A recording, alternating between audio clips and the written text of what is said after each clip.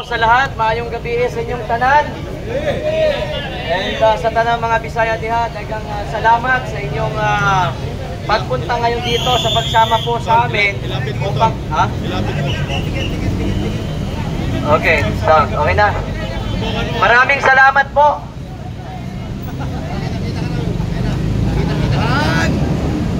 Malakasan na yan, bay. Malakasan na yan. Okay, ayun. Mabaya, rinig na tayo sa Malacanang yan. Oo, syempre.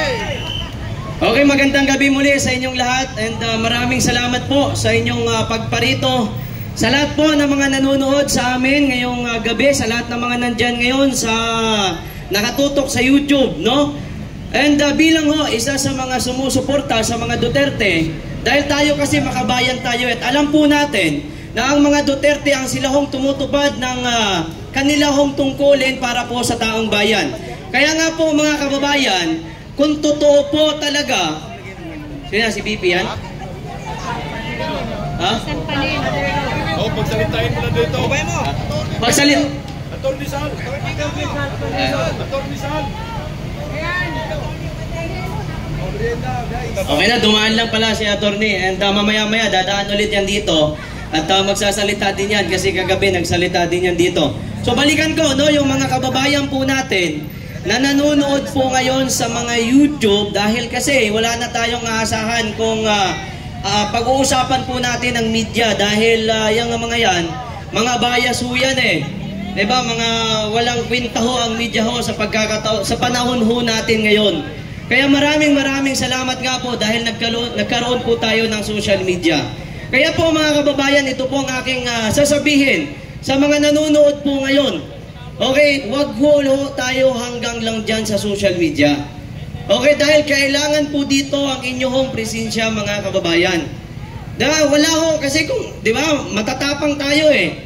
Ipapinagtatanggol ho natin yung tama. Eh kung nandyan lang ho tayo sa social media, wala hong mangyayari. Kaya po, ang dami-dami ho, kami ho, milyon-milyon. Kahapon ho, nung pag-live ko po, nag-views po tayo ng 2.6 million.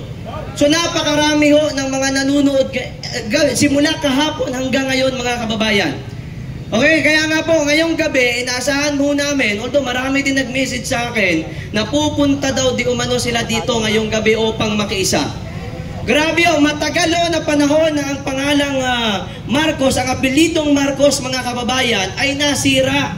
Kaya yun na nga, napaniwala ho tayo nung panahon ng ako, gaya ng sinabi ko kahapon, nung ako po'y elementary pa lamang, durog na durog ho ang apelidong Marcos. Kaya nitong nagkaroon po sila ng pagkakataon, dahil nga po naupo yung Duterte, binigyan po sila ng pagkakataon na ayusin at iayag sa taong bayan kung ano ang katotohanan. Pero ang nangyari mga kababayan, yung tao ho na nagbigay po sa kanila ng pagkakataon na sana patunayan ho nila yung mga bintang ho, yung mga sinasabi ho ng mga dilawan sa kanila nung ilang dekada na ho ang nakakaraan ng kanya pang ama. Pero itong mga walang utang na loob ho, itong Marcos ho na ito, na imbisa na magtanaw ng utang na loob po sa pamilyang Duterte, nasa napakarami ho ng mga presidente na dumaan po sa ating bansa. Pagkatapos po ni Ferdinand Marcos Sr. ay hindi lamang ho, hindi ho sila nagkaroon ng lakas na maipalibing ho sa libingan ng mga bayani ang kanilang ama. Pero nitong naupo po ang ating Pangulong Rodrigo Duterte, ito yung tao na hindi ho namumulitika, hindi ho namumulitika si Pangulong Duterte pagkos gumaganap lamang ng kanyang tungkulin para ho sa sambayan ng Pilipino. Pero ito mga walang utang na loob ho na ito mga kababayan, ay ang dinudurog-durog ho nila ang mga Duterte ngayon. Kung ano-ano ho ang sinasabit ho nila para lamang babagsakin ho ang mga Duterte. Ilang taon na ho kami, siguro mga almost 2 years hanggang 3 years na po kami nagtatanong kung ano po ang masasabi ng ating mga kababayan kung pag-uusapan po natin ang war on drugs ng Duterte administration. Itong mga congressman ho natin, si Franz Castro na convicted, yan lang naman ho ang hindi ho sang-ayon mga kababayan. Dito po sa ginanap po or pinatupad po ni Pangulong Duterte, ito pong war on drugs. Nalibot na po namin Luzon, Visayas at Mindanao. Nagtanong na ho kami kung inyo pong susubaybayan po ang aming mga YouTube channel, iyan po ay isa po yan sa mga tanong ho namin.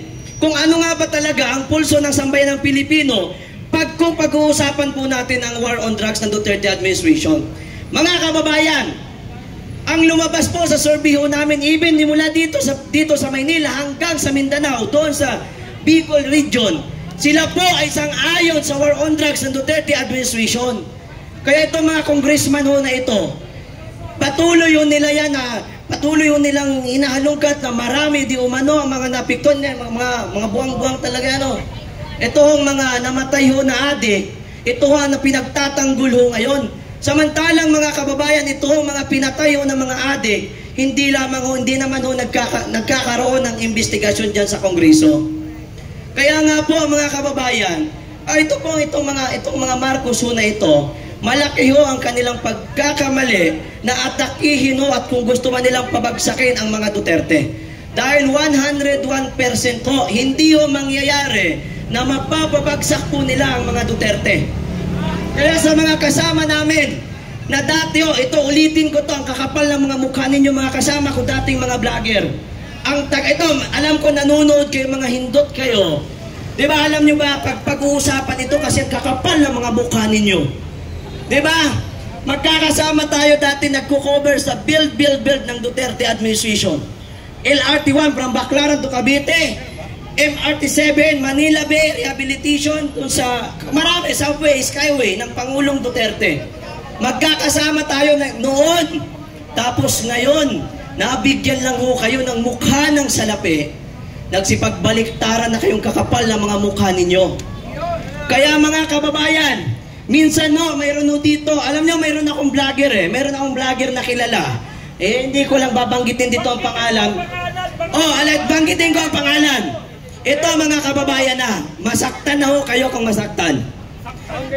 Alam nyo po, si Vincent. Vincent ho, mga kababayan, ang kanyang pangalan po. Masaktan na po kayo kung masaktan. Dahil ito po, mga dati ho naman natin itong kaibigan Pero ang nangyayari po, mga kababayan, nung nakita ho nila na wala hong nanonood sa kanila, doon po sa kabilang baryo kay Dayunyor, ang ginagawa ho nila, nandun sila, pero nagko-cover at parang pinapakita ho nila na sila po ay sumisimpatya sa kay Pangulong Duterte para lamang ho makakuha ng views. Hindi lamang ho yan. Marami pa po akong mga kasamang vlogger na kakapal ng mga mukha ninyo. Matapos ho ninyong atakihin si Pangulong Duterte, kayo ho ay babalik kayo sapagkat nakikita ninyo na walang interes yung mga viewers na manood sa inyo. Diba?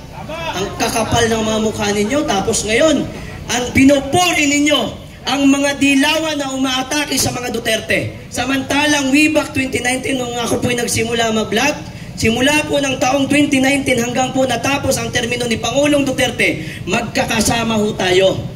Tayo po ang umaharap dyan sa mga NPA, mga ralista ho na yan. Mga kababayan, kaya nga po yan, yung mga vlogger ho, nakasama ko dati noon, na ngayon si pagbaliktaran, kakapal na mga mukha nyo, mga bayaran kayo, mga buang kayo. Diba? Mga buang talaga, Hindi, sa akin, wala namang problema Kung magalit, wala namang problema. Kung yayain nila daw suntuka, wala namang problema. Kaya makikita-kita din naman kami yan Yung mga kasama kong vlogger, mga baliw-baliw, mga buang-buang kakapal na mga mukha nyo, nanggigigil ako sa inyo. Alam nyo kung bakit? Dahil masakit na yung, alam nyo dapat, alam ko ito kasi mga kasama ko dito ng mga vlogger, mga kababayan. Lahat naman ng vlogger kumikita. That's normal. Kumikita po talaga lahat ng vlogger, pero sa maayos na paraan at yung pinaglalaban po natin ay tama. Hindi yung katulad ng mga vlogger na pag basta kumita o sila ng pera, doon Alam mo ano sabi sa akin ng vlogger? Kaibigan ko Tol, pasensya na. Trabaho lang. Kailangan ko ng pera pamilya ko kasi tol Kailangan ko nga panggasto sa pamilya ko. Tragis na yan. Kapal na mukha nyo. Diba? Pasensya na tol, kailangan ko ng pera, kaya dito muna ako sa kabila, pero Duterte ako. Tragis. Ang kapal. Tagal-tagal alam nyo mga kababayan, mga makakapal ang mukha ng mga vlogger ho na yan. Diba? Kaya nga sabi ko sa inyo, okay, kung tinanggap ko yung 200,000 na inoffer sa akin, hindi naman ako sikat, pero diba, kung tinanggap ko yun, hindi nyo pa ako kasama dito. Dito mga kababayan, ito mga vlogger na nakikita po natin, mga prinsipyo po ang meron ho yung mga yan. Marami ho dito, halos lahat naman siguro kami, inupiran po ng pera po na yan. Ang amin pong gagawin lamang ay para siraan po si Pangulong Duterte at si Vice President Sara Duterte at i-promote lamang ang mga tambalos-los. At the end of the day, mamamatay tayong lahat. At hindi ho tayo makakaiwas doon sa hatol na patas. Kaya kung ang ginawa mo dito sa mundo na ito, dito sa mundong ibabaw, dito sa lupa, ay katarantado at pagdating mo doon, yan ay siguradong pagbabayaran mo yan.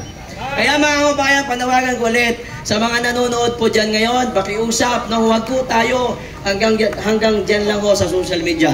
Kung totoo nyo po na mahal ang sambayan ng Pilipino, pumunta ho kayo dito. Maraming salamat. Magandang gabi sa inyong lahat ho. Thank you. Ayan o.